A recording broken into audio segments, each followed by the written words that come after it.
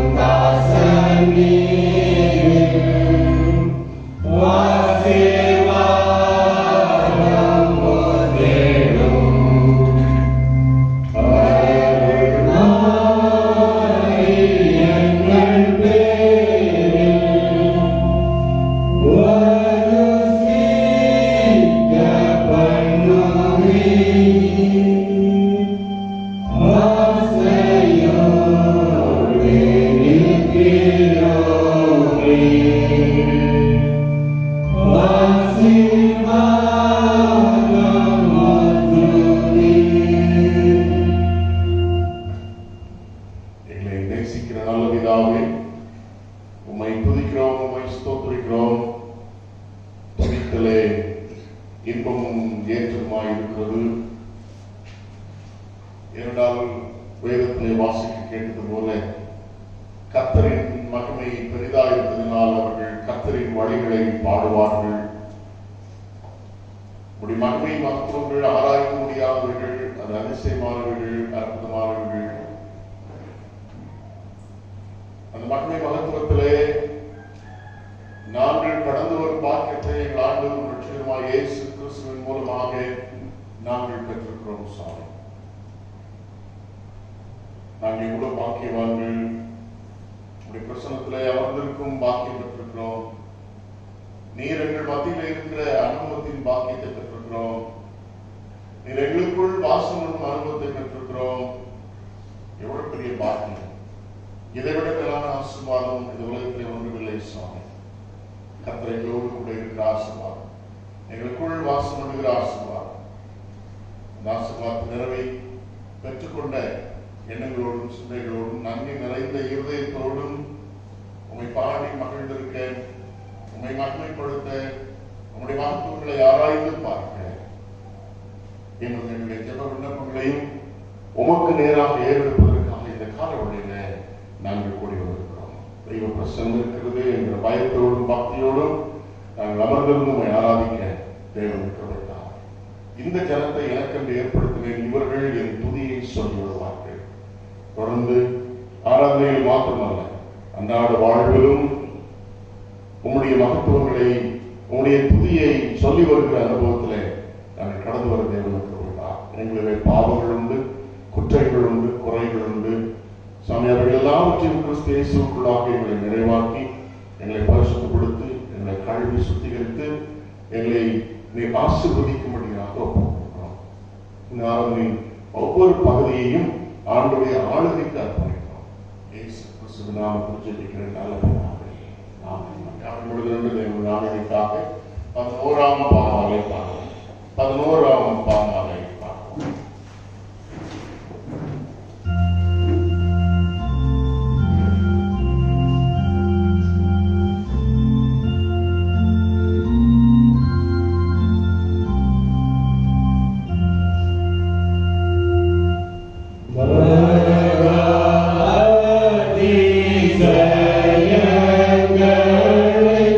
Say the name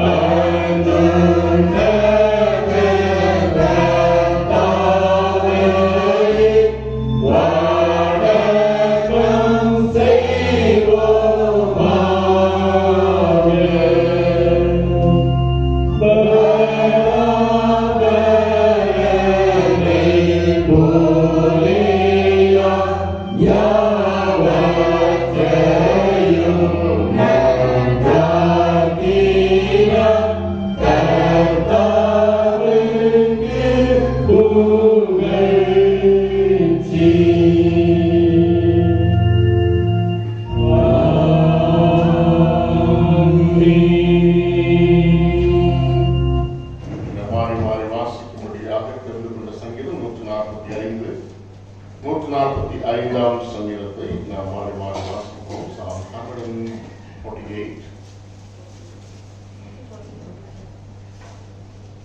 Sorry, 45.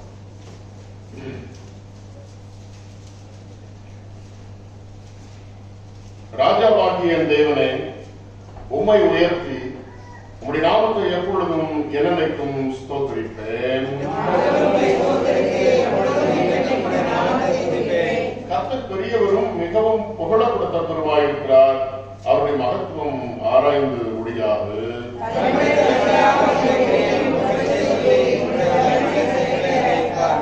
உம்முடைய சிறந்த நன்மை பிரதாபத்தையும் உம்முடைய அதிசயமான கிரியைகளை குறித்து பேசுவேன்.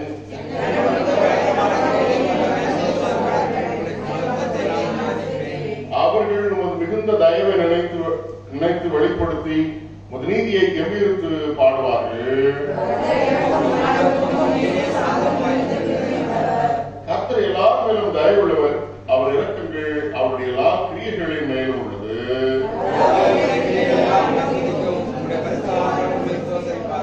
மனுபுத்திரருக்கு உமது வல்லமையுள்ள செய்திகளையும் முதலாளியத்தின் சிறந்த மகிமை பிரதாபத்தையும் தெரிவிக்கும்படிக்கு ராடியும் சதா காலங்களில் உள்ள ராடியும் ஆளுகை தலைமுறை தலைமுறையாகவும் உள்ளது. எல்லா ஜீவன்களின் கண்களும் நோக்கிக் கொண்டிருக்கிறது. ஏற்ற வழியிலே நீர் அவைகளுக்கு ஆகாரம் கொடுக்கிறீர். கர்த்தர் தமது வழிகள் எல்லாம் நீதியுள்ளவரும் தமது கிரியைகள் எல்லாம் கிருபையுள்ளவருமாயிருக்கிறார்.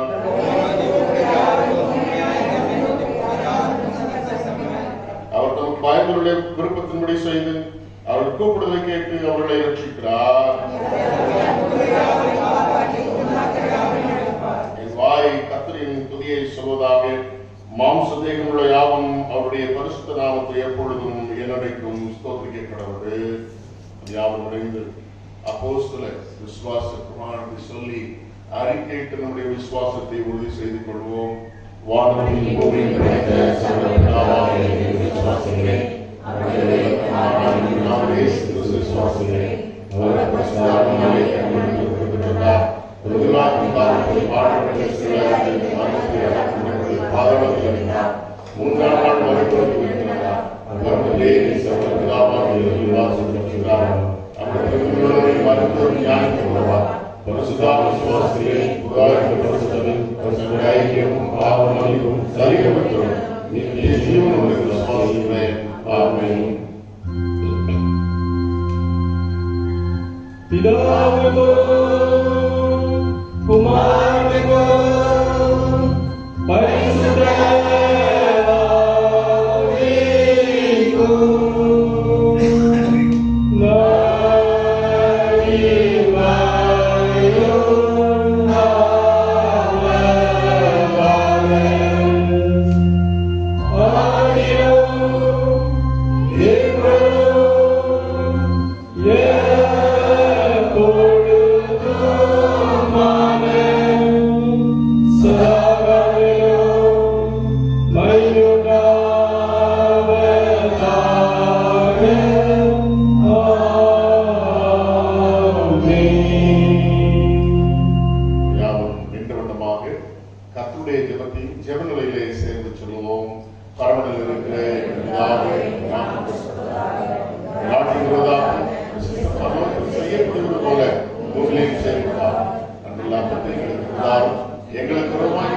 நாங்கள் மன்னிக்கிறது போல எங்கள் பிரச்சனைகளை மன்னிக்கிறோம். எங்களை சோதனையில் பிரவேசிக்கலாம். தீமைகளை ரட்சிக்கிறோம். ராஜ்யம் வல்லமை மகிமை நினைக்கிறேன். ஆமென். உட்கார்ந்து வேத பாடம் வாசிக்கிறோம்.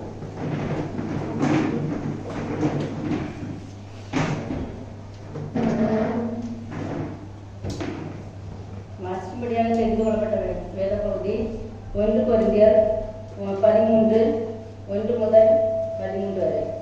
1 கொரிந்தியர் 13 வசனம் 1 முதல் 13 வரை. நான் மனுஷர் பாசையும் தூதர் பாசையிலும் பேசினாலும் என் அன்பு எனக்கிடாவிட்டால் சத்தமிடுகிற வெண்கலம் போலவும் ஓசையிடற கைத்தாளர் போலவும் இருப்பேன்.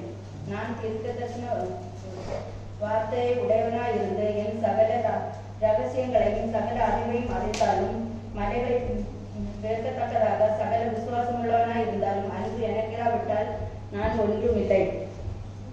எனக்கு உண்டான யாவற்றையும் நான் அன்னதானம் பண்ணினாலும் என் சரீரத்தை சுட்டரிக்கப்படுவதற்கு கொடுத்தாலும் அன்பு எனக்கிராவிட்டால் எனக்கு பிரயோஜனம் ஒன்றுமில்லை. அன்பு நீடிய சாந்தமும் தயவும் உள்ளது. அன்பு பொறாமை இல்லை. அன்பு தன்னை புகழாது, இருமாப்பிராது, அயோக்கியமானதை செய்யாது, தற்பொழிவை நாடாது, சினமடையாது, தீங்கு நினையாது. அநியாயத்தில் சந்தோஷப்படாமல் சத்தியத்தில் சந்தோஷப்படும். சகலத்தையும் தாங்கும், சகலத்தையும் விசுவாசிக்கும், சகலத்தை நம்பும், சகலத்தை சகிக்கும். அன்பு ஒரு காலம் ஒழியாது. தீர்க்க தரிசனங்களாயும் ஒளிந்து போம், அந்நிய பாசைகளாயும் ஒளிந்து போம், அறிவானாலும் ஒளிந்து போம். நம்முடைய அறிவு குறைவுள்ளது. நாம் தீர்க்க தரிசனம் சொல்லுதனாலும் குறைவுள்ளது. நிறைவானது பெரும்போது குறைவானது ஒளிந்து போம். நான் குழந்தையாய் இருந்தபோது குழந்தையை போல பேசினேன், குழந்தையை போலவே சந்தித்தேன், குழந்தையை போலவே யோசித்தேன். நான் புருஷனையான போது குழந்தை கேட்டவை ஒழித்து விட்டேன். இப்பொழுது கண்ணாடினாலே நிழலாயிடாமை பார்க்கிறோம், அப்பொழுது முகமுகமாய் பார்ப்போம். இப்பொழுது நான் குறைந்த அறிவுள்ளவன், அப்பொழுது நான் அறியப்பட்டிருக்கிறபடியே அறிந்து கொள்ளுவேன். இப்பொழுது விசுவாச, நம்பிக்கை, அன்பு இம்மூன்றும் நிலைத்திருக்கிறது. இவைகளில் அன்பே பெரியது என்பது.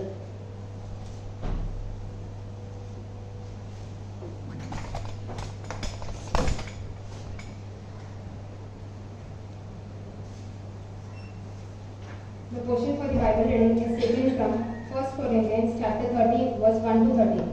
1 Corinthians chapter 13 verse 1 to 13. If I speak in the tongues of men or of angels, but do not have love, I am only a resounding gong or a clanging cymbal. If I have the gift of prophecy and can fathom all mysteries and all knowledge, and if I have a faith that can move mountains, but do not have love, I am nothing. If I give all I possess to the poor, and give over my body to hardship, that I may boast, but do not have love, I gain nothing. Love is patient, love is kind, it does not envy, it does not boast, it is not proud, it does not dishonor others, it is not self-seeking, it is not easily angered, it keeps no record of wrongs. Love does not delight in evil, but rejoices with the truth. It always protects, always trusts, always hopes, always preserves. Love never fails, but where there are prophecies, they will cease. Where there are tongues, they will be stilled. Where there is knowledge, it will pass away. For we know in part, and we prophesy in part. But when completeness comes, what is in part disappears. When I was a child, I talked like a child, I thought like a child, I reasoned like a child. When I become a man, I put the ways of childhood behind me. For now we see only a reflection as in a mirror, then we shall see face to face. Now I know in part, then I shall know fully, even as I am fully known. And now these three remain, faith, hope and love. But the greatest of these is love. Here is the Bible reading. சிறுபிள்ளைகளுக்கு வசனம் சொல்வார்.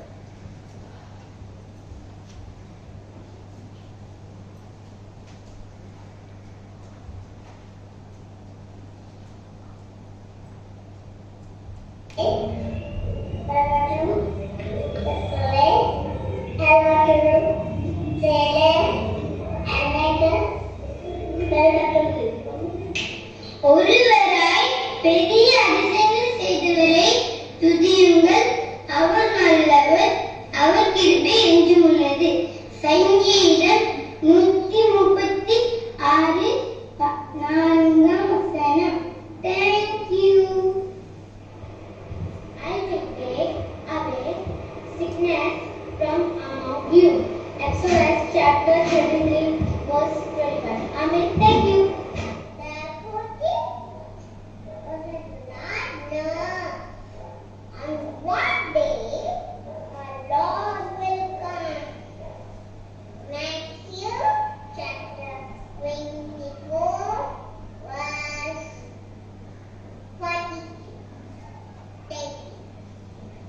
தேவன் நமக்கு அடைக்கலமும் பலனும் ஆபத்து காலத்தில்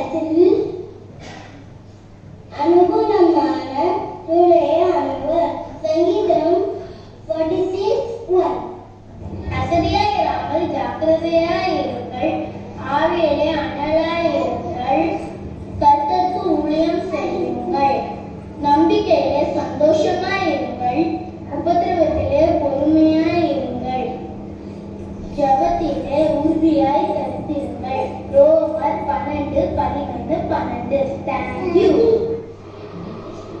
I will teach you in the way you should go. Psalm 32:8. Amen. I am, said Jesus, and you will see the Son of Man sitting at the right hand of the Mighty One and coming down on the clouds of heaven. Mark chapter 14, verse 62. Thank you.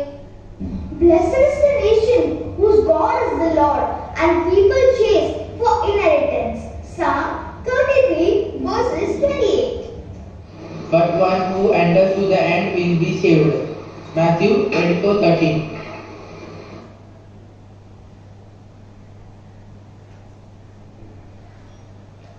பிறந்தநாள் வாழ்த்துக்கு.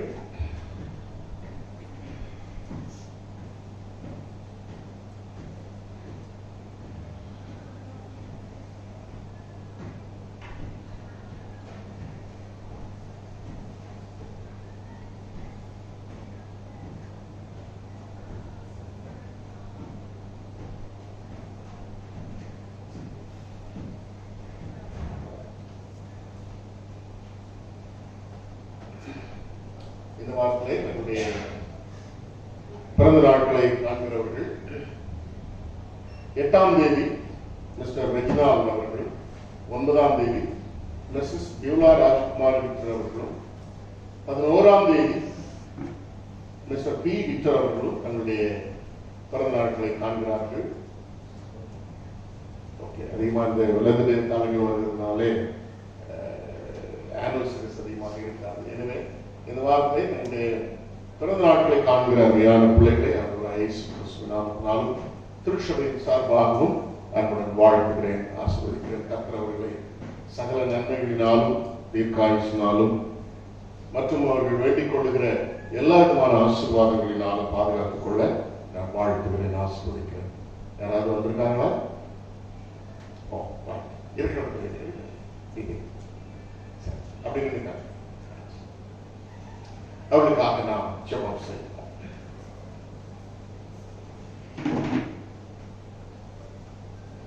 சுவாமி, இந்த காலவெளியிலே உம்மை துதிப்பதற்கு அநேக முகாந்திரங்களோடு கூட நாங்கள் ஆராதனையிலே கூடியிருக்கிறோம். அவைகளிலே கர்த்தருடைய பிள்ளைகளாக எங்களுடைய சகோதர சகோதரிகள் அவருடைய மகிழ்ச்சியை, அவர்களுடைய சந்தோஷத்திலே நாங்களும் கலந்து கொண்டு உங்களுடைய நாமத்தை துதிக்கும் வாக்கியம் பெற்றிருக்கிறோம். குறிப்பாக இந்த வாரத்திலே தங்களுடைய பிறந்த நாட்களை காண்கிற உங்களுடைய பிள்ளைகளுக்காக ஆண்டவருக்கு துதி தோற்றங்களை ஏறெடுக்கிறோம். சாமி, இன்னொரு வருஷத்தை அவருடைய வாழ்விலே கிருபையாகவும் ஈவாகவும் தயவாகவும் நீர் கூட கொடுத்திருக்கிறீர். அதற்காக ஸ்தோத்திரிக்கிறோம் சாமி. உலகத்தின் பொல்லாங்கு, உலகத்தின் தீங்கு ஒன்று மடுகாதவர்களும் தம்முடைய பிள்ளைகளை இதுவரை காத்து வந்த எல்லா விதமான போராட்டங்களிலே தம்முடைய பிள்ளைகளுக்கு விடுதலை தந்து அவர்களை ஆசீர்வதித்திருக்கிறீர். அதற்காக ஸ்தோத்திரிக்கிறோம். பிரவேசிக்கிற புதிய ஆண்டுக்காக நாங்கள் உங்களுக்கு நன்றி சொல்கிறோம் சாமி. அதையும் நீர் ஆசீர்வதித்து சுகபலன் தந்து தீர்க்காயுசு சுகத்தை பலத்தை பெற்றுக்கொள்ள கர்த்தருடைய நன்மைகளிலே எப்பொழுதும் மகிழ்ச்சியாயிருந்து கர்த்தர் தம்முடைய பிள்ளைகளை காக்கிற விதங்களை நினைவு கூர்ந்து உம்மை நன்மைப்படுத்தி அருமையான பிள்ளைகள் இந்த புதிய வருஷத்துல புதிய நன்மைகளை கண்டுகொள்ளத்தக்கதான ஆசீர்வாதங்களை பிள்ளைகளை பொழுதும்படியாக ஆண்டுடைய கிருபை உள்ள கர்த்தரை தாழ்த்தி ஒப்புக் கொடுத்து வாழ்த்தி ஆசீர்வதிக்கிறோம். இயேசு கிறிஸ்துவின் நாமத்தில் ஜெபிக்கிறேன் நல்ல பிதாவே.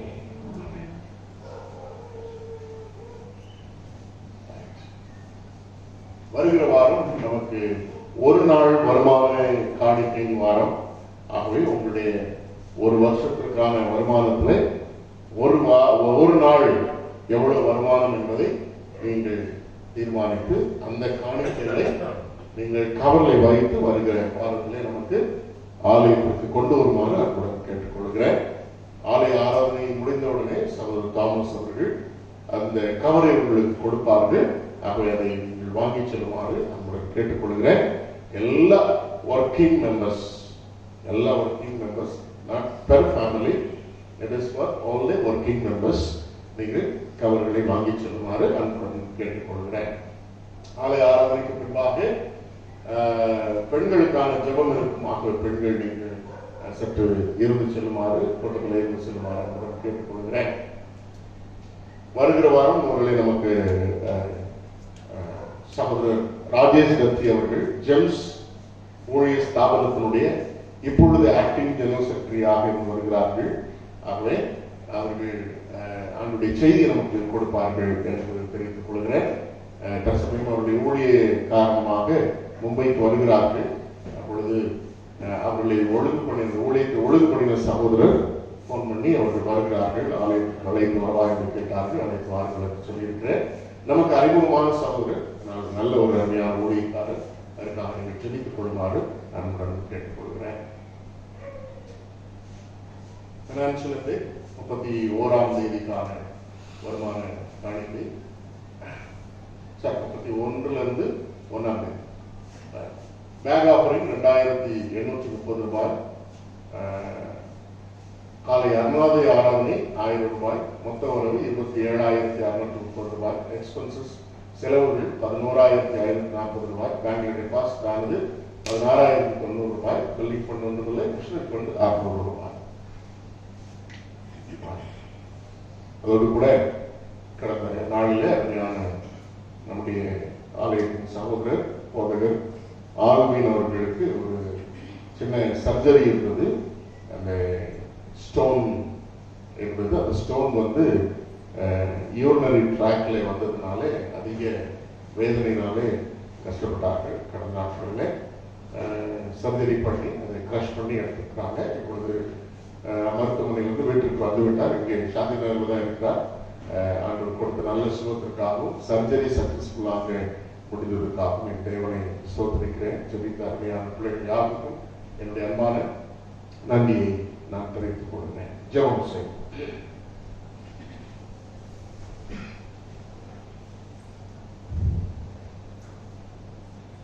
இந்த காலவெளியிலே உங்களுடைய பிரசன்னத்திலே உங்களை நோக்கி பார்த்து ஜெபிக்கவும், உங்களை துதிக்கவும், ஸ்தோத்திரிக்கவும் 2021ஆம் வருஷத்தின் முதல் கர்த்தருடைய நாளிலே கூடியிருக்கிறோம் சுவாமி. கர்த்தருடைய நன்மைகளையும் அவருடைய செய்கைகளையும் நாங்கள் ஆராய்ந்து பார்க்கும் பொழுது உங்களுடைய கிருபையினாலே எவ்வளவு அதிகமாய் காக்கப்பட்டிருக்கிறோம் என்பதை புரிந்து கொள்ளலாம். கர்த்தர் தம்முடைய கிரியைகளிலே கிருபை உள்ளவர் என்று சொல்லுகிறது.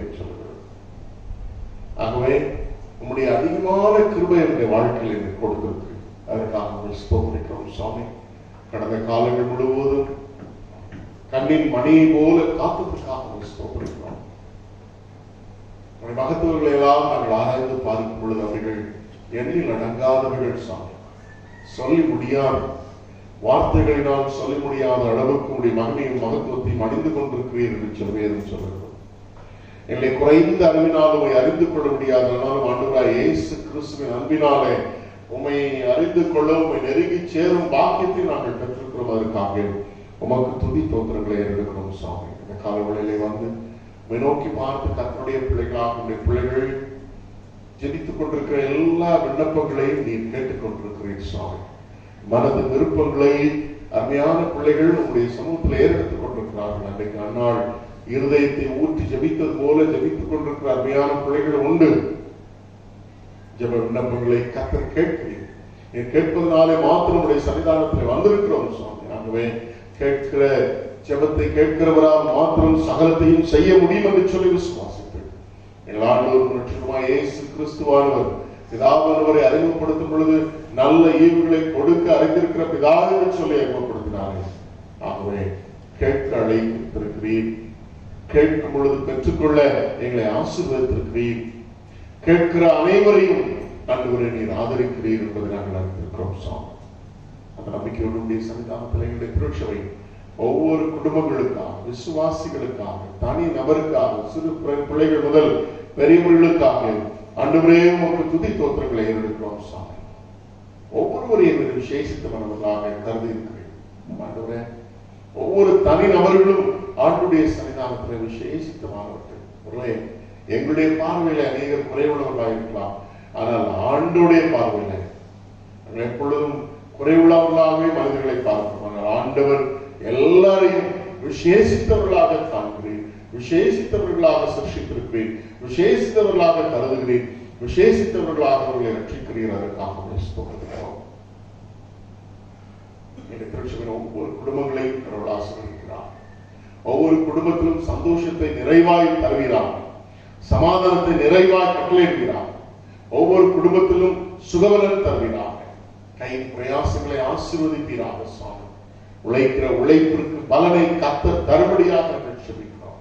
சில வேளைகளில் எவ்வளவு உழைத்தாலும் எங்களுடைய இந்திய தேசத்தின் பொருளாதார நிலைமையில இன்னைக்கு வருமானங்கள் குறைந்து கொண்டு போகிற சூழலை பார்க்கிறோம்.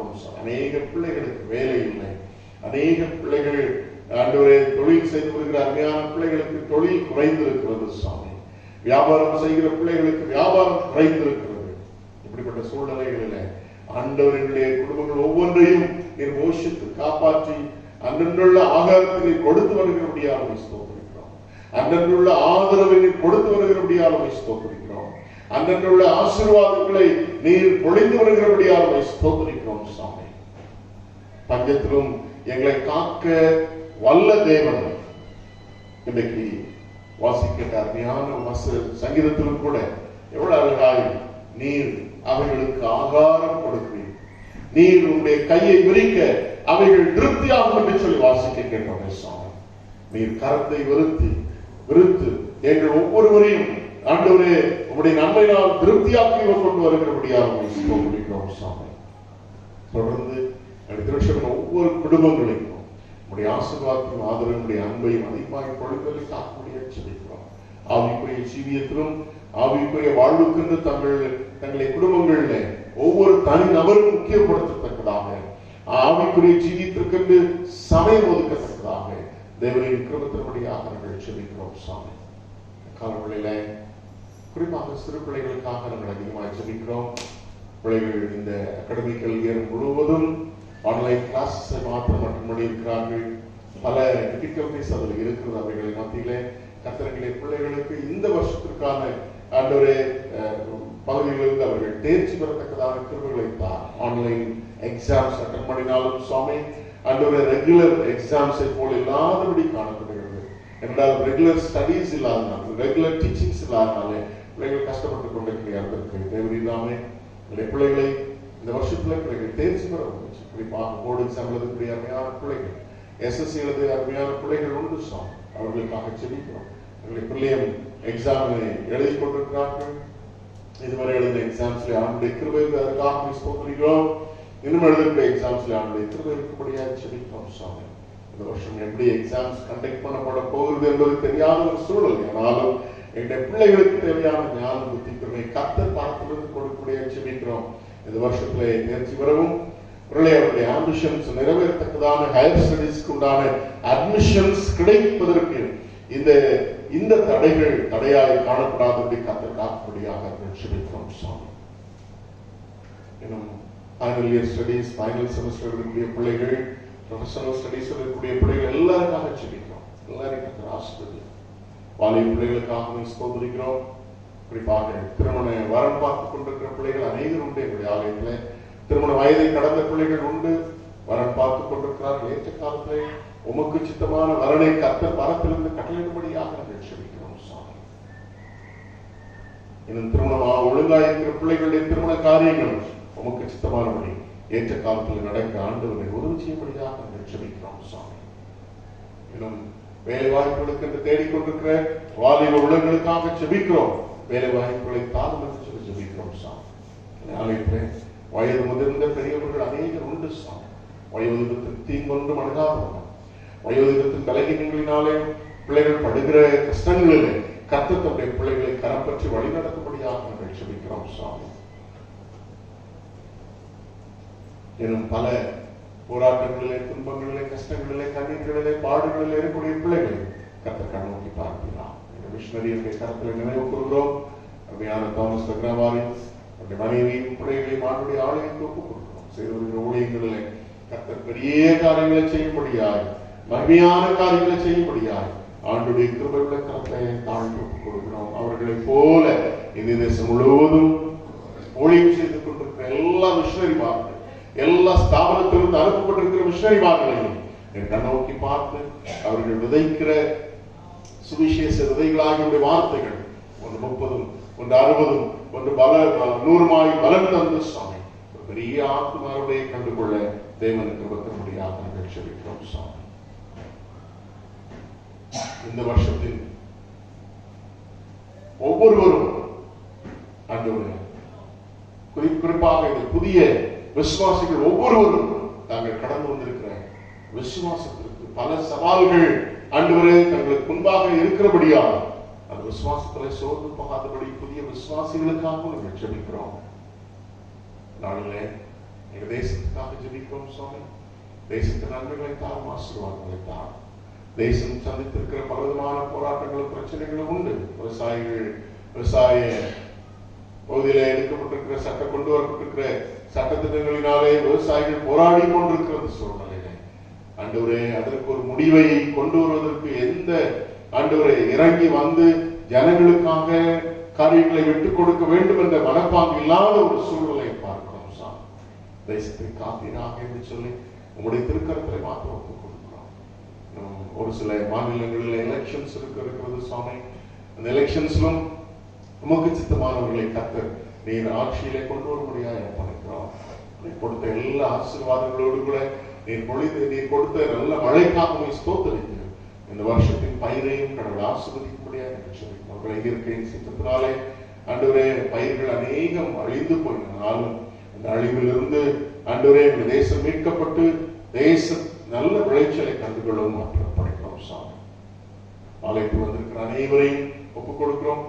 ஆலயத்திற்கு வர இயலாதபடி இருக்கிற அருமையான பிள்ளைகளையும் ஆலயை கற்பணிக்கிறோம். சீக்கிரத்திலே இந்த பேண்டமிக் அல்லது நோய் தொற்று சூழ்நிலைகள் மாறி போகத்தக்கதாக, சீக்கிரத்திலே எல்லாம் ரிலாக்ஸ் ஆகத்தக்கதாக ஆண்டவரே நிச்சயமாக எல்லாரும் வளரும். சிறு பிள்ளைகள் முதல் கொண்டு வயதுகள் முதல் கொண்டு எல்லா கர்த்தருடைய பிள்ளைகளும் அந்த ஆலயத்திலே ஆராதிப்பதற்குண்டான சூழ்நிலை கர்த்தர் ஏற்படுத்தி கொடுக்க முடியாது. உடைய கிருபைக்கு ஒப்புக் கொடுக்கிறோம். தேவ சமாதானத்தினால ஒவ்வொருடைய வாழ்வையும் பாதுகாத்துக் கொள்ளும். இயேசு கிறிஸ்துவின் நாமத்தில் ஜெபிக்கிறேன் நல்ல பிதாவே. ஆண்டவராகிய இயேசு கிறிஸ்துவின் நாமத்தினாலே உங்கள் அனைவருக்கும் என்னுடைய அன்பான வாழ்க்கை வணக்கத்தை தெரிவித்துக் கொள்கிறேன். நம்முடைய தொடர்ச்சியாக இந்த வருஷத்தின் வாக்குத்தத்தம் அல்லது கட்டளையின் அடிப்படையிலே நாம் அன்பிலே பரிசுத்தமுள்ளவர்களும் குற்றமுள்ளவருமாய் பரிசுத்தமுள்ளவர்களாய் அல்லது பரிசுத்தமுள்ளவர்களாய் இருக்க வேண்டும் என்று அழைக்கப்பட்டிருக்கிற அழைப்பின்படி பரிசுத்தத்தை குறித்தும் எவைகளிலே பரிசுத்தமாய் இருக்க வேண்டும் என்பதை குறித்தும் பரிசுத்தம் என்றால் என்ன என்பதை குறித்தும் ஒரு சில காரியங்களை சொல்லியிருக்கிறோம். முதலே கடந்த வாரத்திலே எபேசியர் 1:4 அடிப்படையிலே நாம் அன்பிலே பரிசுத்தமுள்ளவர்களாய் இருக்க வேண்டும் என்று சொல்லி நாம் அழைக்கப்பட்டிருக்கிறோம். அப்போ அன்பா இருக்க வேண்டும், அன்பிலே பரிசுத்தமுள்ளவர்களாய் இருக்க வேண்டும் என்பதற்காக ஆண்டவர் நம்மை முன்குறித்திருக்கிறார் என்கிறதான ஒரு உண்மையை கடந்த வாரத்திலே பவுலடியார் மூலமாக ஆண்டவர் கற்றுக் கொடுத்த அருமையான செய்தியை நாம் கேட்டோம். அன்பிலே பரிசுத்தம் உள்ளவர்களும் குற்றமில்லாதவர்களுமாய் இருப்பதற்கு நமக்குள்ளாக அன்பை வளர்த்துக் கொள்ள வேண்டும், நம்முடைய அன்பை பரிசுத்தமாய் பாதுகாத்துக் கொள்ள வேண்டும் என்பதற்காக அந்த அன்பை நாம் அனுபவிக்கிற உறவுகளிலே அந்த பரிசுத்தத்தை பாதுகாத்துக் கொள்ள வேண்டும் என்று சொல்லி உங்களோடு கூட நான் பகிர்ந்தளித்தேன். இது ஒரு உன்னத சன்மார்க்கம், இந்த சுப்ரீம் மொராலிட்டி என்று சொல்வார்கள். அது அன்பு மாத்திரமே. அந்த அன்பு உடையவர்களாக ஆண்டவர் உங்களை என்ன செய்திருக்கிறார், படைத்திருக்கிறார். சரியா? அந்த அன்பை உறவின் அடிப்படையில 4 விதமாக பிரித்திருக்கிறார்கள் என்று சொன்னேன். இல்ல, உறவின் அடிப்படையில 4 விதமாக பிரிக்கப்பட்டிருக்கிறது. அன்பு என்கிறதான உண்மை ஒன்றுதான், அதுல எந்த மாற்று கருத்து இல்லை. ஆனால் அந்த அன்பை பகிர்ந்தளிக்கிற விதங்களிலே உறவுகளிலே சில மாற்றங்கள் இருக்கிறது, வித்தியாசங்கள் இருக்கிறது, அவ்வளவுதான். சகோதர அன்பிலே மாற்றங்கள் இருக்கிறது, புருஷன் மனைவிக்குள்ளாக இருக்கக்கூடிய அன்பிலே ஒரு சின்ன மாற்றங்கள் இருக்கிறது, பெற்றோர் குழந்தைகள் என்கிறதான ஒரு உறவில் இருக்கக்கூடிய அன்பிலே ஒரு சின்ன அந்த உறவில அன்பை பகிர்ந்தளிக்கிற ஒரு விஷயத்துல மாத்திரம் சின்ன மாற்றங்களை வச்சு ஒரு 4 விதமான அன்பை என்ன செய்திருக்கிறார்கள் சொல்லியிருக்கிறார்கள். இந்த எல்லாவற்றையும் ஒரே தெய்வம் யாருன்னா நம்முடைய ஆண்டவர் மாத்திரம். இந்த ரெஃபரன்ஸ் பாத்தீங்கன்னா இந்த உறவுகளிலே வித்தியாசப்படுத்தால் இந்த அன்பு, இதே அன்பு இயேசுவனிடத்துல தெய்வனிடத்துல இருக்குது என்பதை விளக்கக்கூடிய வசனங்களை நான் ரெஃபரன்ஸாக கொடுத்திருக்கிறேன். நீங்கள் அதை கடந்த வாரத்திலே நீங்கள் பார்த்திருக்கிறீர்கள். சரி, இப்போ நம்முடைய அன்புகளை நாம் பரிசுத்தப்படும் பொழுது இயல்பாக நம்முடைய உறவுகளிலும் நம்ம என்ன செய்யறோம்? பரிசுத்தமாகிறோம். ஆண்டவரோடு இருக்கக்கூடிய உறவுகளை பரிசுத்தப்படுகிறோம், சகோதரனோடு கூட இருக்கக்கூடிய உறவுகளை பரிசுத்தப்படுகிறோம். இந்த உறவுகளை பரிபூர்ணமாக ஆகிறது எப்போன்னா, என்றைக்கு நம் சத்துக்களை நேசிக்க ஆரம்பிக்கிறோமோ அன்றைக்கு நாம் உறவுகளை என்ன செய்கிறோம்? பரிபூர்ணமாகிறோம். சரிதானே? ஆகவேதான் இந்த அருமையான உறவை வித்தியாசப்படுத்தி அன்பை பகிர்ந்தளிப்பதற்காக ஆண்டவர் என்ன செய்திருக்கிறார்? நம்மை உறவுகளை ஏற்படுத்தி இருக்கிறார். சரிதானே? Even the relationships are instituted and made by God. அதான் முக்கியமான ஒரு காரியம் இல்லையா? ஏன் ஆண்டவர் ஏற்ற துணையை உண்டாக்குறோம்னா அதேதான் எபேசியர் 1:4 அன்பிலே பரிசுத்தம் உள்ளவர். என்னைக்கு அன்பிலே பரிசுத்தத்தை இழந்து விட்டோமோ அன்றைக்கு எல்லாவற்றையும் இழந்து விட்டோம் என்பதாக நாம் அறிக்கிறோம். சரியா? இதை கடந்த காலம் அதுக்காக ஒரு அழகான ஒரு இடத்தை ஆண்டவருக்கு ஏற்படுத்தி இருக்கிறார். அழகான ஆலயம் இல்ல சர்ச் அல்லது இந்த கூடுகை, இதை ஏற்படுத்தி இருக்கிறதுடைய நோக்கத்தை இன்னைக்கு மறந்து திருச்சபைகள் வித்தியாசமா போய்கொண்டிருக்கிறது இல்ல. Churches are going in another direction, forgetting the purpose of God establishing the church. கடவுள் ஆலயம் என்கிறதான ஒரு விஷயத்தை உருவாக்கின நோக்கத்தை விட்டுட்டு இன்னைக்கு திருச்சபைகள் வித்தியாசமான கோணங்களிலே போய்கொண்டிருக்கிறது. அந்நிய தெய்வங்களை வணங்குகிறவர்கள் எப்படி வணங்குகிறார்களோ அப்படிப்பட்ட வணக்க முறையானது இன்னைக்கு திருச்சபைகளில் வந்துவிட்டது இல்ல. திருச்சபைகளிலே வந்துவிட்டது. How the pagans worship and other religious people worship their God. The same way, the same pattern of worship has been practiced in the churches nowadays, most of the churches. அதான் ஒரு வருத்தமான ஒரு காரியம். அதே போல உடைய விசுவாசமும் அநேக வழிகளிலே அந்நிய தெய்வங்கள் மேல் தெய்வங்களை வணங்குகிறவர்கள் எப்படி விசுவாசம் வைத்திருக்கிறார்களோ அந்த விசுவாசம் நம்முடைய வாழ்க்கையிலே கடந்து வந்து விடுகிறது. ஆகவே இன்னைக்கு டாக்டர் தினகரன் ஐயாவை ரொம்ப பிடிக்கிறது. ஏன்னா அவருடைய ஊழிய அழைப்பு, அவர் விட்டு வந்த வேலைகள் இதெல்லாம் அவங்க எல்லாருக்கும் தெரியும். அனுப்புவாங்க. அவருடைய பிரசங்கத்தை எத்தனை பேர் அதிகமாக கேட்டிருக்கீங்க? தினகரன் ஐயா பிரசங்கம் அதிகமாக தெரியவங்க எல்லாருமே என் வயசுக்கு மேல என் வயசுல எல்லாருமே ஓரளவு என்ன செஞ்சிருப்போம், கேட்டிருப்போம். பாருங்க சின்ன பையனா இருக்கும் போதே பார்த்துருக்கோம் நாங்க இல்லையா? அவங்க அப்பா கூட வருவார். இன்னைக்கு அவர் பெரிய ஆளா இருக்கார். சரி, அப்போ ஐயாவுடைய பிரசங்கத்தை எத்தனை பேர் கேட்டீங்கன்னா நல்லா கொஞ்சம் யோசிச்சு பார்த்தீங்கன்னா ஐயாவுடைய பிரசங்கத்தினுடைய key theme, the only theme of Dr. Paul, Dr. Dinakaran's message will be always love of God. அவருடைய பிரசங்கத்தை எங்க நீங்க கேட்டு பாருங்க. நான் கிட்டத்தட்ட ஒரு 6 முறை நேரடியாவே லைவா அவங்க கூட்டங்களுக்கு போய் கேட்டிருக்கேன். எங்க போனாலும் சரி அன்பை பத்தி தான் பேசுவாங்க. அவருடைய பாடல்களை பாருங்க, அன்பை பத்தி தான் இருக்கு. எப்பவுமே அவங்க இந்த கன்வென்ஷன்ல பாடும்போது கேட்டிருக்கீங்களா, அன்பை பத்தி தான் அதிகமா பாடுவாங்க.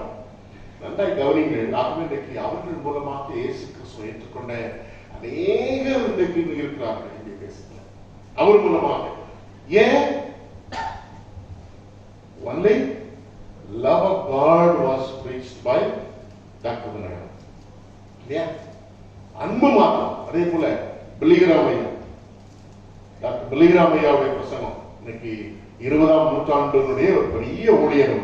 அநேகரை கோடிக்கணக்கான ஜனங்களை ஆண்டவருக்குள்ளாக வழிநடத்துவார். இந்திய ஜனங்களை கூட ஈஸியா செஞ்சிடலாம், சுவிசேஷம் சொல்லி கொண்டு வந்துடலாம். அந்த விளக்காரங்களை இயேசுவிடத்துல கொண்டு வருவது, அதுவும் ஏத்திஸ்ட் அல்லது நாஸ்திகர்கள் ஆண்டவரத்துல கொண்டு வருவது என்பது கடினமான ஒரு காரியம். அல்லது மேற்கத்திய கலாச்சாரத்துல இருந்து வர்றவங்களை ஆண்டவரத்துல கொண்டு வருவது. ஆனா ஐயாவுடைய ஊழியங்கள்ல லட்ச ஜனங்கள் ஒவ்வொரு கன்வென்ஷன்லையும் பாத்தீங்கன்னா when he makes the altar call, அவர் அழைக்கும் பொழுது பிரசங்கம் ஆல்டர் கால் இல்லாதபடி ஒரு நாள் என்ன செய்ய மாட்டாங்க, பிரசங்கத்தை முடிக்க மாட்டாங்க. டாக்டர் பிலிகிராம் அவருடைய பிரசங்களை நீங்க கூகுள் பண்ணி பாத்தீங்கன்னா ஒண்ணு பாவத்தை குறித்து ரொம்ப ஸ்ட்ராங்கா கண்டித்து உணர்த்தி பேசுவார் டாக்டர் பிலிகிராம். அதே சமயத்துல இயேசுனுடைய அன்பை குறித்து பேசுவார். எனக்கு திருச்சபைகள் அன்பை விட்டு மற்ற எல்லாவற்றையும் செய்கிற ஒரு காலகட்டத்தை வாழ்ந்து கொண்டிருக்கிறோம் இல்ல. எனக்கு திருச்சபைக்கு போறதுக்கு நிறைய பேருக்கு ஃபேன்சியா இருக்கு. ஏன்னா அப்படிதான் attractive the worships are conducted. When it comes to relationship, they are lacking love. உறவு என்று சொல்லி வரும் பொழுது அன்பு என்கிறதான ஒரு விஷயத்துல குறைபாடு உள்ளதாக இருக்கிறது நாம் பார்க்கிறோம். சரி, இதுக்கு காரணம் என்ன அப்படின்னு சொல்லி பார்த்தீங்கன்னா, almost we are living in the last days, end days. கடைசி காலங்களிலே வாழ்ந்து கொண்டிருக்கிறோம். So how do I know that we are living in the end days? வெளியில எந்த ஹிஸ்டாரிக்கல் ஃபேக்டுக்கும் போக வேண்டியதில்லை.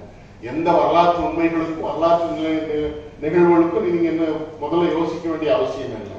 கடவுள் வந்து ரொம்ப ஞானமானவர் இல்ல.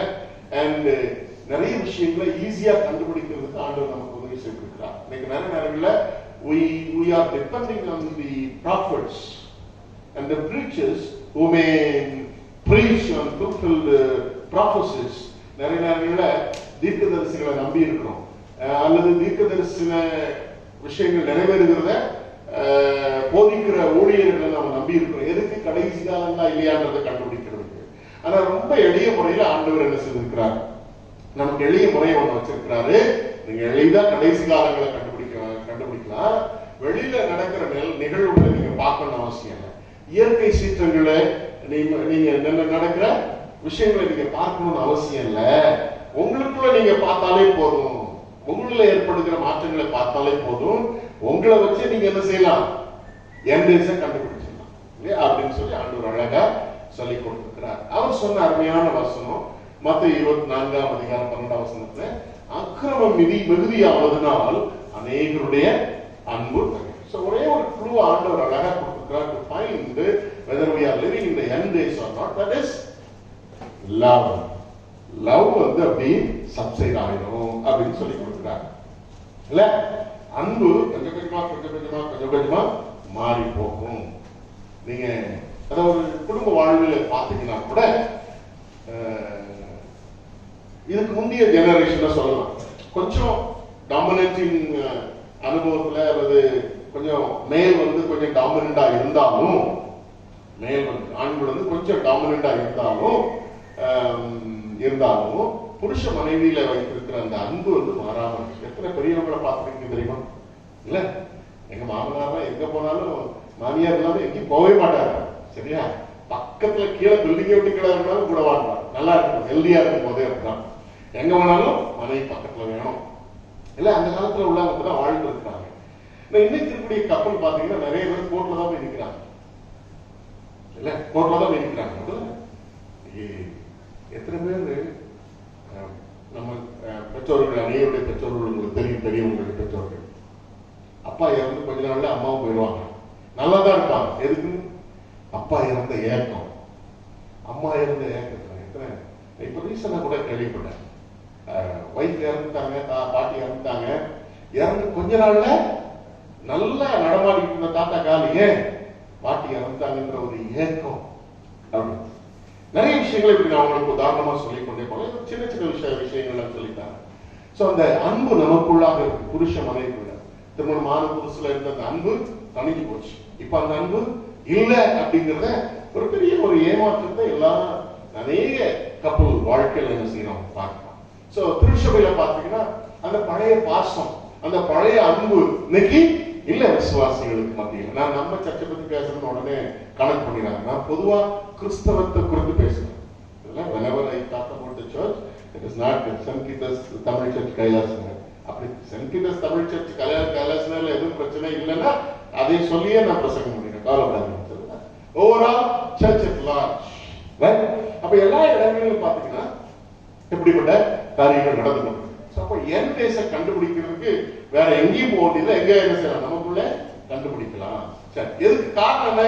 அக்கிரமம் மிகுதியாவதனால் அன்பு தணிந்து போகும் என்று சொல்லி இது பாவத்தை குறித்து கண்டித்து உணர்த்தாத திருச்சபைகள், பாவத்தை குறித்து கண்டித்து உணர்த்தாத போதகர்கள் இன்னைக்கு அதிகமா இருக்கு.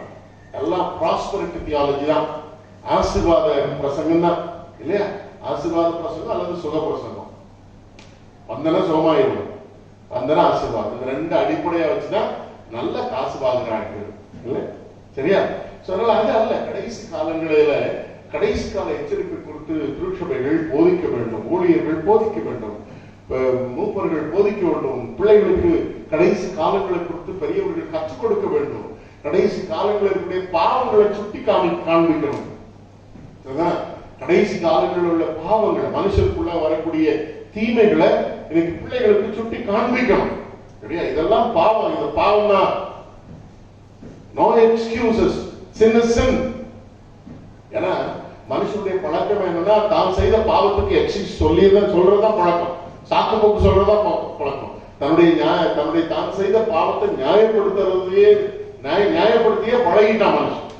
அதனால அப்படிப்பட்ட காலத்துல வாழ்ந்து கொண்டிருக்கிறோம். பாவத்தை பாவமாய் கற்றுக் கொடுக்காத தேசங்களும் இருக்கிறது. பாவம் செய்வதை சட்டமாய் ஏற்ற தேசங்களும் இருக்குது. பாவத்தை சட்டமாய் ஏற்படுத்துற தேசங்களும் இருக்குது. அப்படிப்பட்ட தேசங்கள் எவ்வளவு பெரிய அழிவை கண்டிருக்கிறது என்பதை இந்த காலங்களிலே நாம் செய்திகளிலே கேட்டுக்கொண்டிருக்கிறோம். பாவத்தை சட்டமா ஏற்றுக்கிறாங்க. நம்ம இந்தியாவும் பாவத்தை சட்டமா ஏற்று தெரியுமா உங்களுக்கு? தெரியுமா? தெரியாது. What was the sin?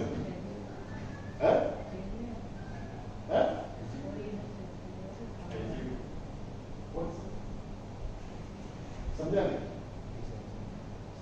சத்தமா தான் பேச. What is that law which approves sin? What is that LGBT full form? சொல்ல அதுல என்ன இருக்குது? கே மேரேஜ் அப்ரூவ் பண்ணிருக்கிறான் சட்டமா. ஆணும் கல்யாணம் பண்ணுவாங்க இந்தியாவுல. வந்துருச்சா சாபம்? வந்துருச்சா அவனே? எவ்வளவு ஒரு அருமையான கலாச்சாரம் நிறைந்த ஒரு தேசம். அரசியல்வாதிகள் கலாச்சாரத்தை பத்தி பேசிட்டு இருக்கிறான் இல்ல? எவ்வளவு பெரிய கல்ச்சர், நல்ல அழகான கலாச்சாரம் உள்ள தேசம். இந்த தேசத்துல கே மேரேஜ் அப்ரூவ் பண்ணிருக்காங்கன்னா பாவத்தை அப்ரூவ் பண்றாங்க அர்த்தம். பாவத்தை அப்ரூவ் பண்றாங்க. அப்படிப்பட்ட கொடிய காலத்துல வாழ்ந்து கொண்டிருக்கிறோம். இதுக்கெல்லாம் காரணம் என்ன அப்படின்னு சொல்லி பாத்தீங்கன்னா, மனுஷனுக்குள்ளாக இருக்கக்கூடிய அன்பு தாழ்ச்சி. அன்பு தாழ்ச்சி. சரியா? Often we are proud of our religion. நம்முடைய சமயத்தை குறித்து நமக்கு என்ன இருக்கிறது? பெரிய பெருமை இருக்கு இல்லையா? நம்மெல்லாம் we have found the truth. We are the right religions. ஒரு சரியான சமயத்துல இருக்கிறோம். சமயம் என்றால் மதம். மதத்துல இருக்கிறோம். ஒரு சரியான சத்தியத்தை கண்டுட்டோம் அப்படின்னு சொல்லிட்டு நமக்குள்ள என்ன இருக்கிறது? நிறைய திருச்சபைகள் விசுவாசிகளுக்குள்ள ஸ்பிரிச்சுவல் பிரைட் இருக்குது. Have you heard about spiritual pride? No? கேள்விப்பட்டது இல்லையா? ஏன்டா அப்படி பாக்குறீங்க? ஒண்ணு நான் சொல்றது புரியுதா இல்லையா உங்களுக்கு? நீங்க பாக்குறது பார்த்தா எங்களுக்கு புரியல, வேற மாதிரி சொல்லித்தாங்க மாதிரி இருக்குது. அதை எடுக்கிறேன். சிரிக்கிறீங்களா கோவப்படுறீங்களா தெரிய மாட்டேங்குது. அப்படியே செக்கல எடுத்து விட்டுருவோம். சரி, கவனிங்க. ஸ்பிரிச்சுவல் பிரைட், ஆவிக்குரிய பெருமை. இன்னைக்கு நிறைய திருச்சபைகளுக்கு விசுவாசிகளுக்கு ஆவிக்குரிய பெருமை இருக்கு. சரியா? அந்த ஆவிக்குரிய பெருமை உள்ளவர்களுக்கு தான் 1 கொரிந்தியர் 13ஆம் அதிகாரத்தை பவுலடியார் அழகா எழுதி வச்சிருக்கிறார். இல்ல? They boast themselves about their spiritual experiences. ஆவிக்குரிய அனுபவங்களை குறித்து அவங்களுக்குள்ள என்ன செய்வது? பெருமை ஏற்படுகிறது. அதுக்குதான் பெரிய ஆப்பு வச்சிருக்கிறாரு பவுலடியார் மூலமாக ஆவியானவர். என்னது? நீ பெரிய தீர்க்கதரிசியா இருக்கலாம், நீ யாரு? Zero. You are empty. You are an empty vessel. நீ பெரிய தீர்க்கதரிசியா இருக்கலாம், நீ யாரு? யாரு? வெறுமையானவன், ஒண்ணு இல்லாதவன் அர்த்தம் அப்படின்னு சொல்லிட்டு இந்த வாசல் இந்த 13ஆம் அதிகாரத்தை நிறைய நேரங்களை வாசிக்கிறோம். அதனால அதுக்குள்ள நான் அதிகமா ஆழமா சொல்ல விரும்பல.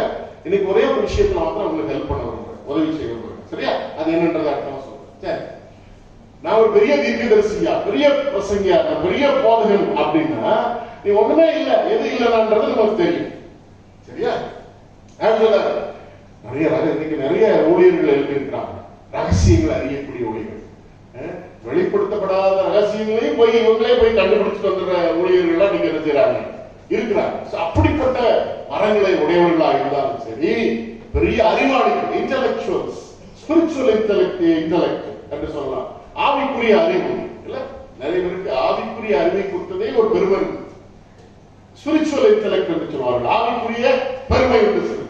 அப்படிப்பட்ட ஆவிக்குரியவர்களை அறிந்தாலும் சரி. சரி, அடுத்த ஒரு பெரிய விசுவாசிகள் இருக்கு.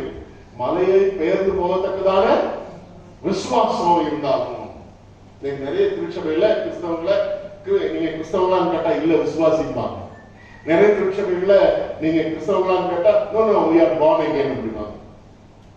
பாத்தீங்களா? we are born again அப்படிம்பாங்க. சரிங்களா? இந்த born again-க்கு வசனம் இருக்குது. born again என்னன்னு தெரியாமலே born again சொல்லிட்டு இருக்காங்க. அப்படின்னா நான் மறுபடியும் பிறந்தவர்கள் சொல்லி என்னன்னு தெரியாம மறுபடியும் பிறந்தவர்கள் சொல்லிட்டு இருக்காங்க. சரியா? சோ அப்போ அப்படிப்பட்டவர்கள் யாரு? பெரிய பெரிய விசுவாசிகள், பெரிய பெரிய தீர்க்கதரிசனம் சொல்லுகிறவர்கள், அறிவுடையவர்கள், ஆவிக்குரிய அறிவுடையவர்கள், ஆவிக்குரிய விசுவாசம் உடையவர்கள், ஆவிக்குரிய தீர்க்க தரிசன வரைத்த உடையவர்கள்.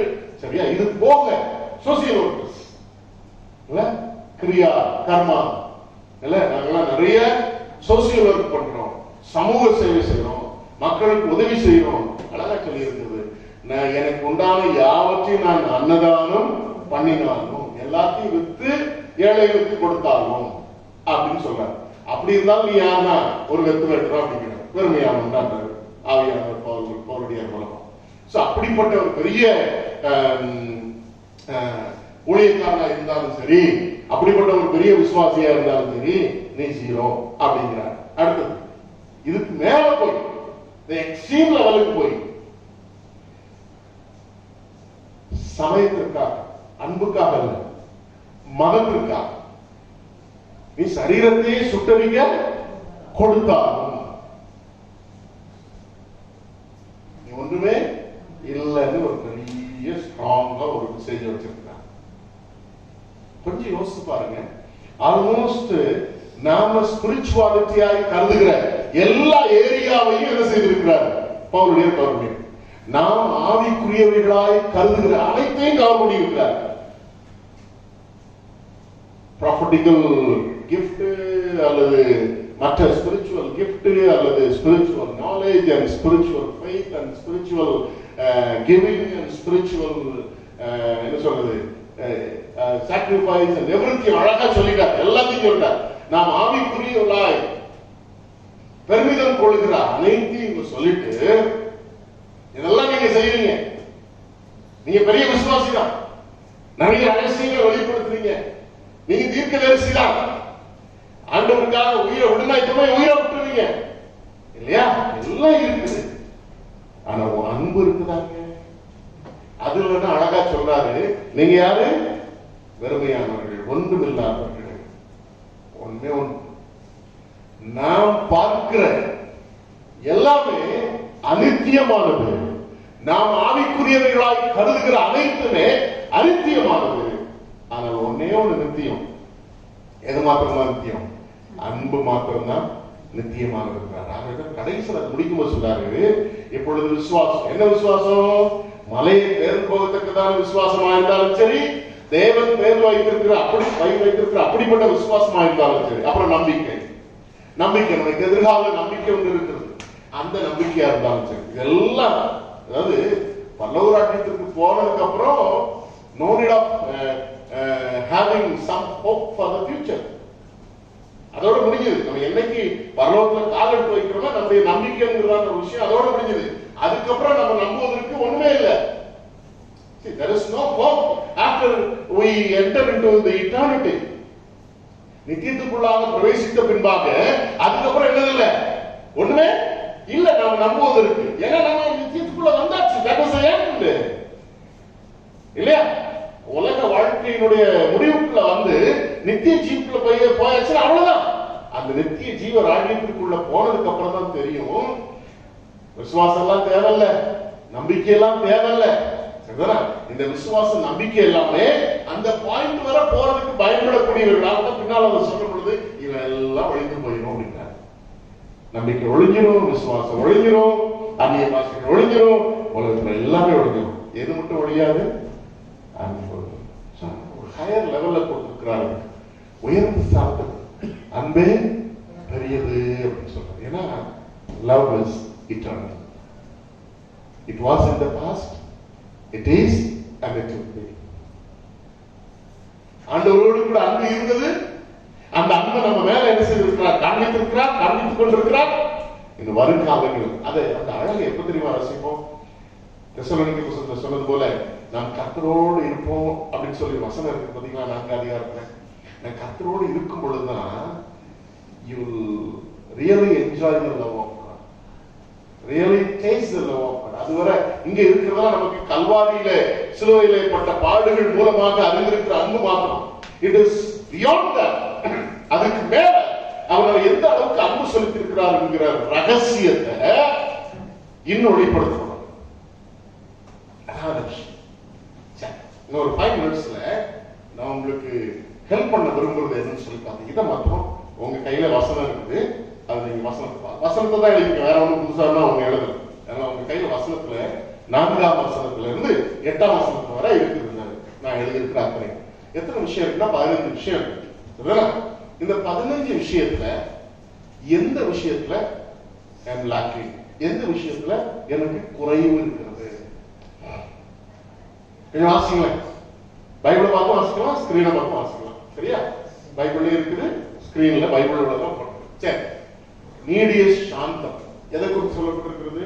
ஐயோ, தயவு உள்ளது அங்க போட்டணும், ரைட், தயவு உள்ளது கீழே வரணும். நான் கொஞ்சம் வித்தியாசப்படும். சரி, அன்பு எப்படிப்பட்டது?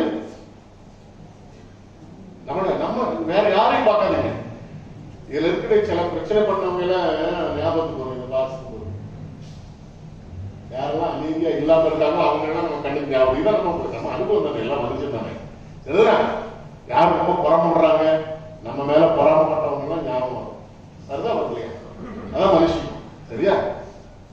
சரி, அன்புக்கு என்னெல்லாம் இல்லை அப்படிங்கறத சொல்லியிருக்கிறார், என்னெல்லாம் இருக்குன்றது சொல்லியிருக்கிறார். சரி, அன்பு சாந்தம் உள்ளது, தயவு உள்ளது, பொறாமை இல்லை, புகழாது, இருமாப்புனா பிரைட், இருமாப்பாயிராது, அப்புறம் அயோக்கியமானது செய்யாது, தற்பொழிவுனா செல்ஃப் பிரைட், தன்னை குறித்து பெருமைப்படுத்துவது நாடாது. இல்ல, தன்னை பெருமைப்படுத்துவதற்காக மனுஷன் அலைஞ்சு திரிகிறான். அதாவது ஒரு மனுஷனுக்கு உண்ண உணவும், இருக்க உறைவிடமும், உடுக்க உடையும் மிஞ்சி அதிகப்படும் பொழுது அவன் நாடுகிற ஒன்னே ஒண்ணு என்ன சொல்லி பாத்தீங்கன்னா தற்பொழிவு தான். தன்னை புகழ்வதற்கு என்னெல்லாம் செய்ய முடியுமோ அவ்வளத்தையும் அவன் என்ன செய்வான்னு சொல்லி நமக்கு நல்லா தெரியும். சரி, தற்பொழிவு நாடாது, சினமடையாது. சினமடையாது கோபம் தான். கோபமே எனக்கு வராதியான்னு சொல்ல யாராவது இருப்பீங்களா? எல்லாருக்கும் கோபம். ஆண்டவருக்கு கோபம் வந்துருச்சா அப்ப அவர் அன்புள்ளாதன்னு அர்த்தமா? சரியா? எதுக்காக கோபப்படுறோம்? நல்ல ஞாபகத்தில் வச்சுக்காங்க. சரியா? அது சினமடையாது, தீங்கு நினையாது, அநியாயத்தில் சந்தோஷப்படாமல் சத்தியத்தில் சந்தோஷப்படும். அநியாயத்துல நிறைய பேருக்கு சிலர்லாம் இருக்கிறாங்க, கொடூரமான ஆட்கள். அவங்கதான் அடுத்த துன்பப்பட்டதை பார்த்து சந்தோஷப்படுறது, அடுத்தவனுடைய தோல்வியை பார்த்து சந்தோஷப்படுகிறது. பாகிஸ்தான் கிரிக்கெட்ல தோற்றுனா நம்ம சந்தோஷப்படுவோம் இல்லையா? பாகிஸ்தான் தோற்றதுக்காக சந்தோஷப்படாம எதுக்காக சந்தோஷப்படணும்? இந்தியா ஜெயிச்சதுக்காக சந்தோஷப்படணும். இதுல வித்தியாசம் இருந்தா அவங்களுக்கு you see the difference இல்ல? இந்தியா ஜெயிச்சதுக்காக சந்தோஷப்படணும், ஆனா பாகிஸ்தான் தோற்றதுக்காக சந்தோஷப்பட்டோம்னா அநியாயத்துல என்ன செய்யணும்? சந்தோஷப்படணும் அர்த்தம். இதோட சில கொடுமையான ஆட்களை பார்த்துக்கிறேன். சிலர் அடிபட்டு, அதாவது எனக்கு வேண்டாத ஒரு ஆள் இருக்கான்னு வச்சுக்கோங்களேன், அவருக்கு ஏதாவது வியாதி வந்துருச்சுன்னு வச்சுக்காங்க, அவருக்கு ஏதாவது அனுக காட்டுறாங்க. இப்போ ஜேம்ஸ் வந்து இருக்கான்னு வச்சுக்கிட்டுமே, அவங்க அம்மா இருக்காங்களா? வரல. சரி, அப்ப தைரியமா பேசலாம். ஜேம்ஸ் வந்து இருக்கான்னு வச்சுக்கோங்களேன், ஜேம்ஸும் அனுஜும் நண்பர்களா எதிரிகளான்னு இன்னும் எனக்கு கண்டுபிடிக்க முடியல ஆர்வத்துல. சரியா? அவன் தான் சொல்றான், நான் சொல்லவே இல்லை, அவனே சொல்லிக்கிட்டான், பக்கத்துல காட்டான், இவன் துன்பப்பட்டா அவன் சந்தோஷப்படுறீங்க அப்படின்னு ஜேம்ஸ் சொல்றான். சரியா? அதனால தனக்கு பிடிக்காத ஒரு ஆளு, தனக்கு வேண்டாத ஒரு ஆளு, தன்னை எதிர்த்த ஆளு, தன்னை விரோதித்த ஒரு ஆளுக்கு ஏதாவது தீங்கு வந்துருச்சு, வியாதி வந்துருச்சு, பிரச்சனை வந்துருச்சு, கடன் தொல்லை வந்துருச்சுன்னா ஒரு சின்ன இன முடியாத ஒரு சந்தோஷம் மனசுல இருக்குல்ல?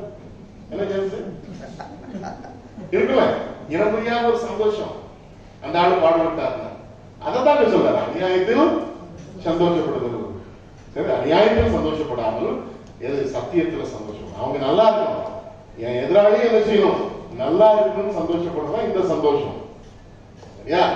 அப்புறம் சகலத்தையும் தாங்கும். திட்டுனாலும் ஓகே, பரவாயில்ல நல்லதுக்கு திட்டுறாங்கன்னு சொல்லி பாசிட்டிவா எடுக்கக்கூடிய ஒரு சகலத்தையும் தாங்கும், சகலத்தையும் சகிக்கும், சகலத்தையும் விசுவாசிக்கும், சகலத்தையும் நம்பும் அப்படின்னு சொல்லிட்டு அழகா ஒரு லிஸ்டே என்ன செய்திருக்கிறாரு பவுலடியார் போட்டிருக்கிறார். உங்க பைபிள்லயும் அந்த 8 வசனங்களுக்குள்ள இருக்குது. ஸ்கிரீன்ல போட்டிருக்கிறேன். இப்ப செய்ய வேண்டிய ஒரே ஒரு விஷயம் தெரியுமா, என்னிடத்துல இதுல ஏதாவது பிரச்சனை இருக்கான்னு கண்டுபிடிச்சீங்கன்னா என்ன இல்லைன்னு அர்த்தம். நான் ஒரு வெத்து வெட்டேன், நான் ஒரு பெருமையானேன், நான் ஒன்னும் இல்லாதேன். I am not a spiritual man. In my spirituality I am zero.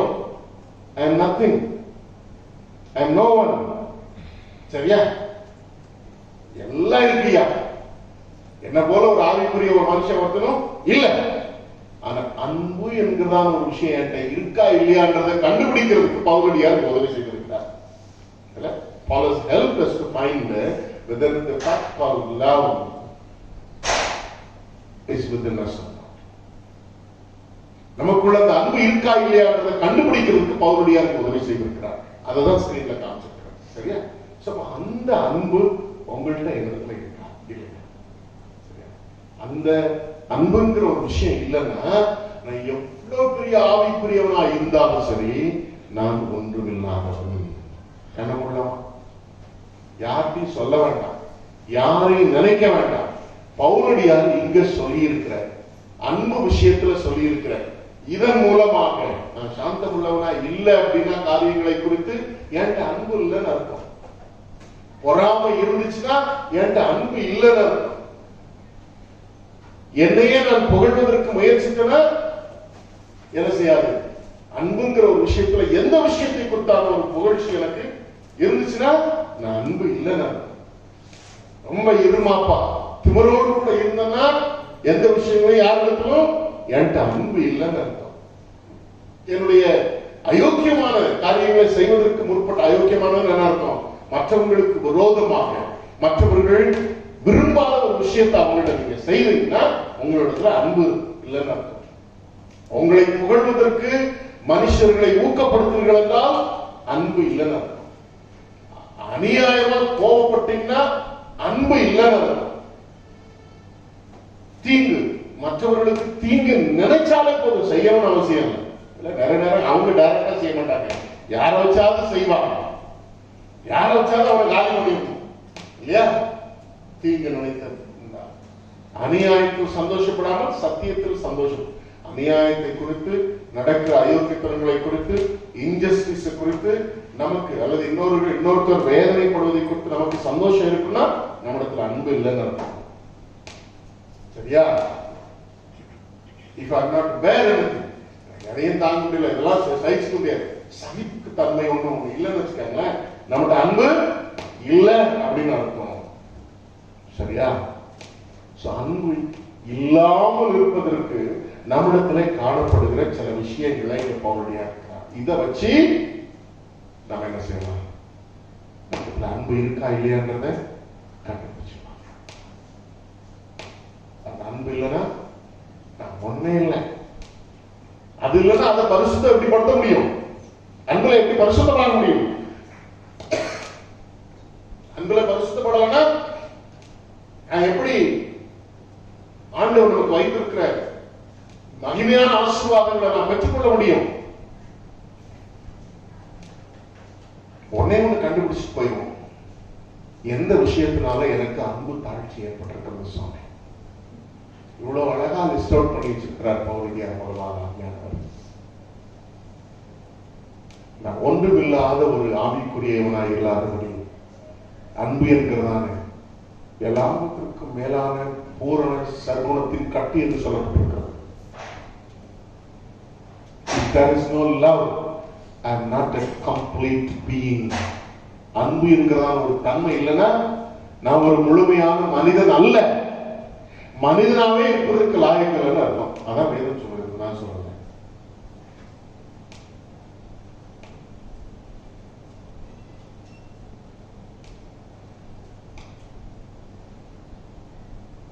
Only love can make us pure and perfect.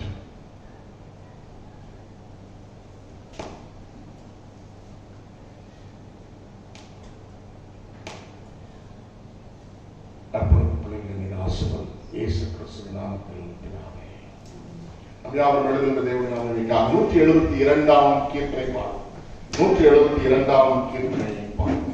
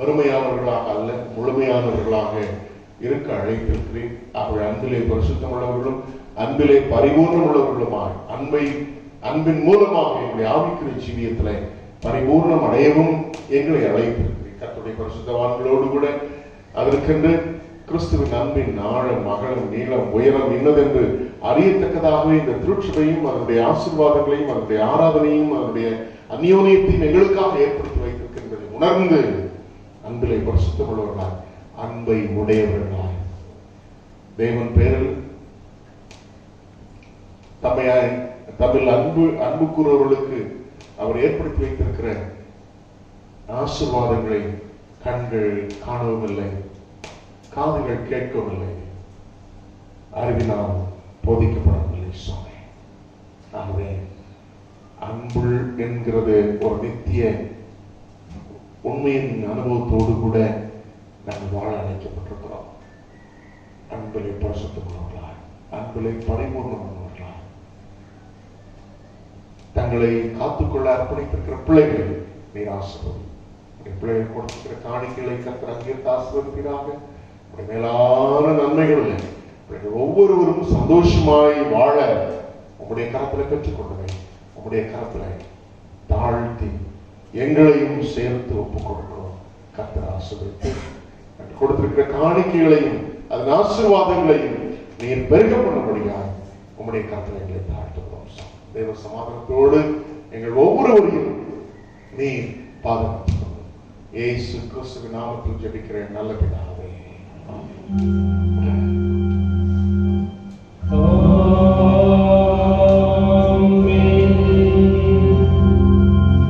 நம்முடைய கர்த்தராகிய இயேசு கிறிஸ்துவின் கிருபையும் பிதாவாகிய தேவனுடைய அன்பும் பரிசுத்த ஆவியானவருடைய ஐக்கியமும் காவலும் சந்தோஷமும் சமாதானமும் என்னைக்கும் உங்கள் அனைவரோடும் இருந்து வழிநடத்துவதாக.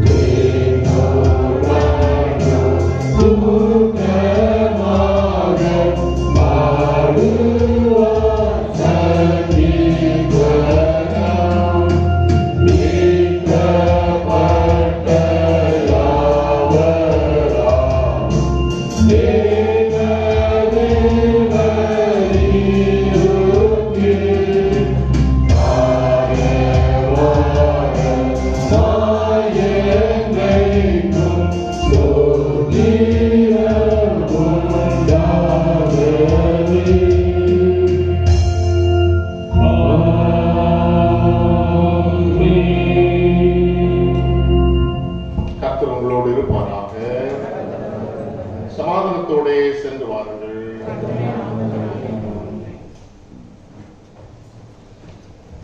ऊपर करना है क्रॉस दिखने